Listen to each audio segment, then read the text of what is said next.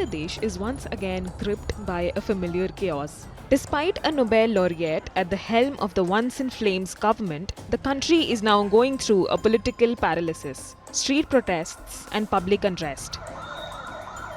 Just months after former PM Sheikh Hasina's controversial exit following bloody student-led demonstrations, the country seems trapped in a new cycle of turmoil.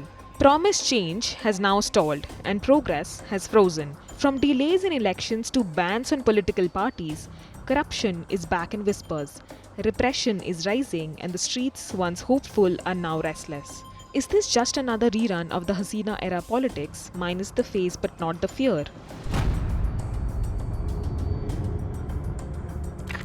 When Nobel laureate Muhammad Yunus stepped in to lead the interim government, he was hailed as a savior. Bangladeshis saw Yunus as a man who could steer Bangladesh away from dynastic politics. His transition from finance to national leader was met with hope.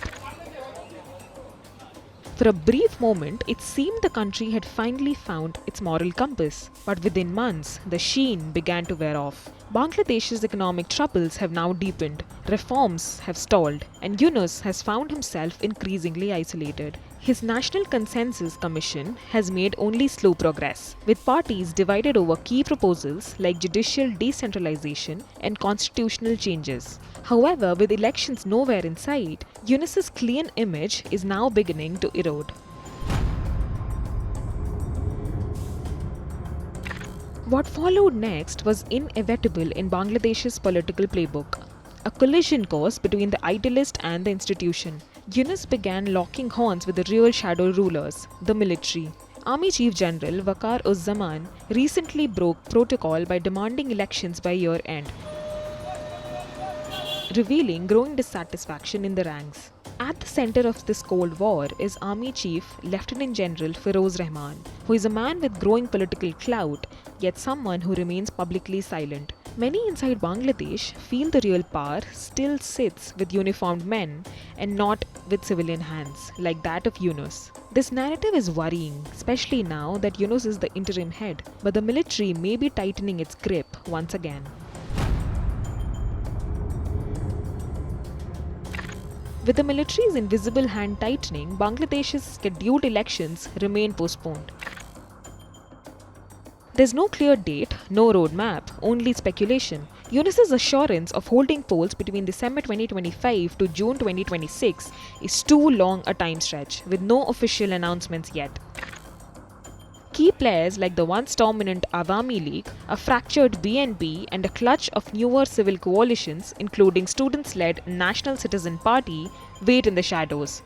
Yunus wants clean polls under international observation, but the army's reluctance and internal divisions make that goal murky. While the United Nations has called for clarity, so far, Dhaka has only offered silence.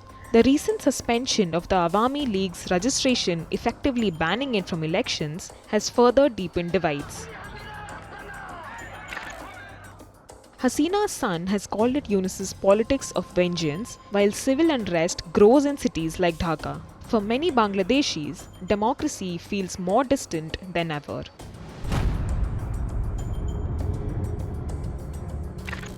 As the elite wrestle for power, ordinary people in Bangladesh continue to suffer. Inflation is soaring, cost of essentials has doubled, and youth unemployment is at an all-time high. Over 400 lives were lost in the student-led uprisings that toppled the Hasina regime. But civil servants, teachers, and industrial workers are once again marching in Dhaka, not with political slogans, but with demands for basic pay, food, and dignity. The country stands at a dangerous crossroads. On one side is an unelected interim government locked in reform deadlock. On the other, an army leadership quietly asserting its influence. As each political camp fights for control of the future, one thing is certain. Bangladesh doesn't have any politics left. Bangladesh's present is slipping through the cracks. So the real question is, can Bangladesh finally break free from its cycle of broken politics and elite betrayal? Or will its people be forced once again to pay the price for promises never kept?